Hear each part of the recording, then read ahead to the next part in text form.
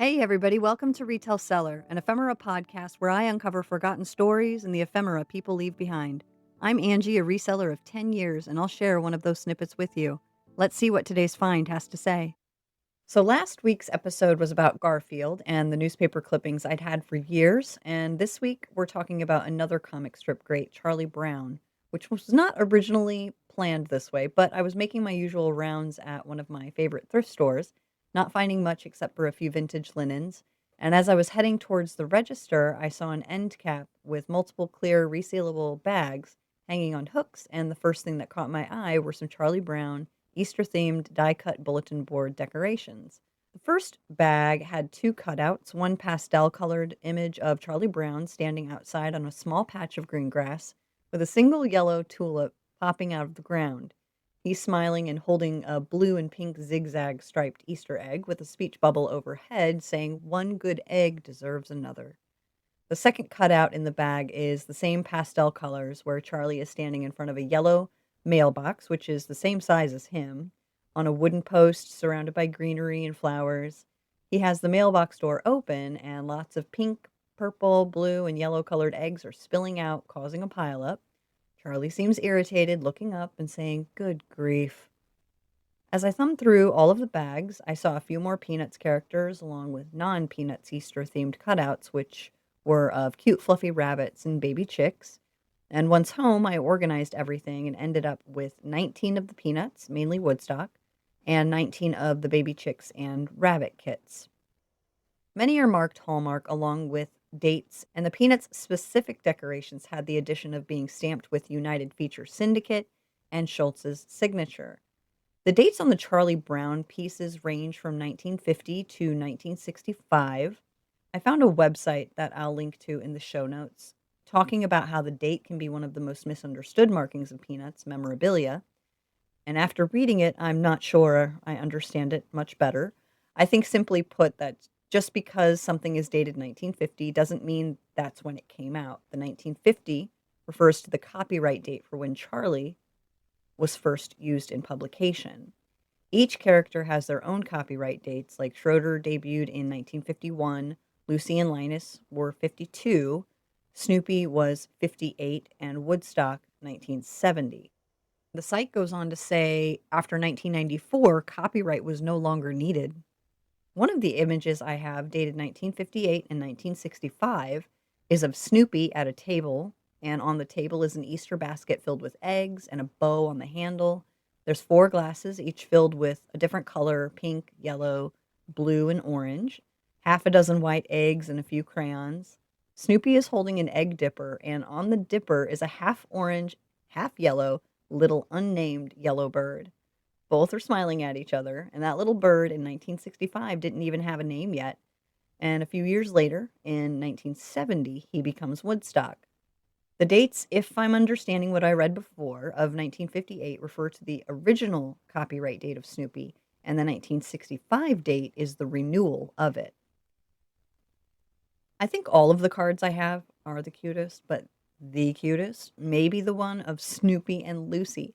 It's the perfect blue colored background with Snoopy holding an Easter basket filled with eggs in his right hand, extending his left hand out with a single yellow and pink egg to give to Lucy. Lucy's wearing a purple dress and is sticking her tongue out in disgust as Snoopy lays a big kiss on her. There's yellow writing above them saying smack with a pink heart above it.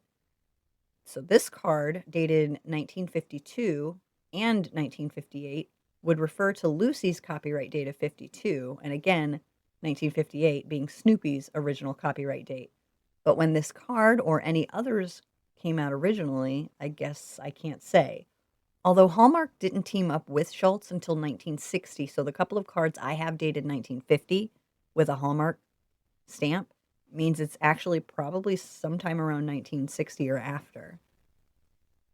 There's a podcast in which they talk about all things peanuts, and it's called You Don't Know Peanuts. So I'll link to the Hallmark Peanuts relationship episode in the show notes.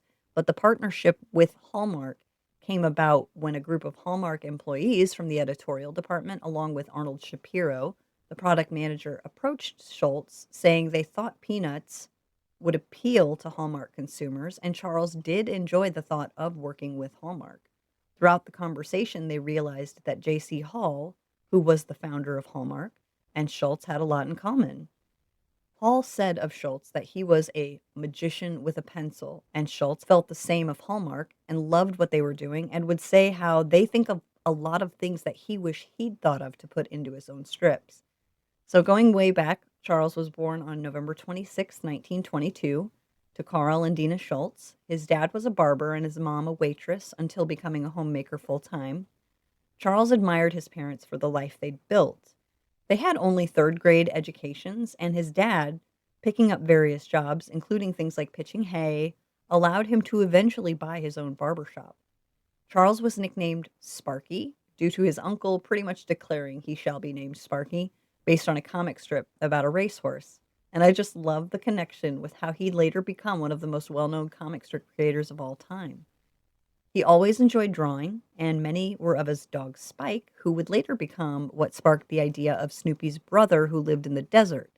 And the desert idea came from a short time when he was around 6, when Charles and his family lived in Needles, California. At 14, Charles's dad sent a letter to Ripley's Believe It or Not describing how the family dog had some strange eating habits that he never physically suffered from eating. Included with the letter was a drawing by Sparky. It was a side view image of his black and white dog sitting. Next to the dog are the words "drawn by Sparky," with an arrow drawn towards the dog. And underneath it says, "A hunting dog that eats pins, tacks, screws, and razor blades is owned by C.F. Schultz, St. Paul, Minnesota." On the Schultz Museum's website, they have a timeline of his life, and one section mentioned one of his teachers in his junior year of high school, Ms. Parrow, had saved one of Charles's pencil drawings, which she'd kept for 25 years. She returned it to him with a message that said, "Happy New Year, and thanks for peanuts, M. Parrow." She said at a later point the drawings were spectacular because they were things you wouldn't even think of. That means his mind was working every minute. He isn't worried about what's going on the paper. It's in his mind. It's got to come out.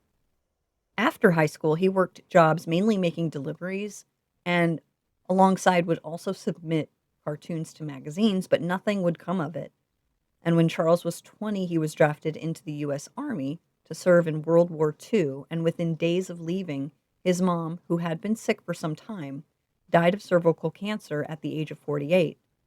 In 1975, he was quoted as saying, "The Army taught me all I needed to know about loneliness." When he got out of the Army, he saw it as an opportunity to do the things he really wanted to do.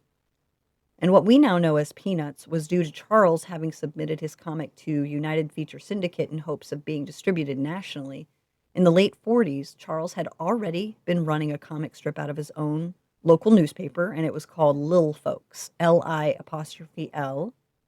And once United Feature Syndicate decided to run with Charles's submission, it also meant it came with some stipulations.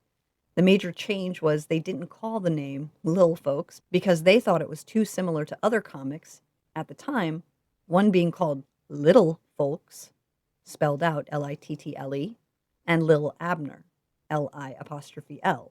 So they changed it to Peanuts, which Charles never liked throughout his entire life. United Feature Syndicate looked at Peanuts as being the peanut gallery from the Howdy Doody show, but Schultz thought it was ridiculous and made it too insignificant. I found Schultz's life to be fascinating. There's so much more information about him. Here are just a few things I came across. He had coached a women's softball team called the Bureaucrats. He played hockey and opened Snoopy's home ice arena in Santa Rosa, California. He'd had heart surgery at one point and drew his frustrations out on the hospital wall. He'd painted a mural for his daughter on her bedroom wall, and once the Schultz family moved away, it was sold several times. In 1979, the new homeowners, Stanley and Polly, found out the Schultz family had lived there and that the mural had been painted over. Polly reached out to Charles to see what type of paint he'd used so it could be uncovered, and it took her 3 months to reveal the 8 by 12-foot wall painting. It was removed from the home, cleaned up further, and now it's displayed at the Schultz Museum. Charles suffered from everything that we all have at one point or another: separation, loss, death, loneliness, feelings of worthlessness, and it showed up in the smartest and gentlest of ways among a group of young kids who had in many ways lived the life of one man. As a friend told the Times after Schultz's death, quote, I think that one of the things that afforded Sparky his greatness was his unwillingness to turn his back on the pain, end quote. That to me is a beautiful thing to recognize in someone, really. He'd gone to bed on the night of February 12th, 2000, and didn't wake up. He'd died just hours before the final Peanut strip was published, and it was basically a letter to everyone telling them he was no longer able to fulfill the demands of the daily strip. Time magazine said, quote, as soon as he ceased to be a cartoonist, he ceased to be. Thank you for joining me as I shared a snippet of the past. I'd love to know if it connected with you in some way. Did it spark a memory or make you see something differently? If so, consider sharing it. Be sure to check out the show notes for additional info, links, and ways to connect. It's not nostalgia, it's human. Until next time, may you find something worth holding on to.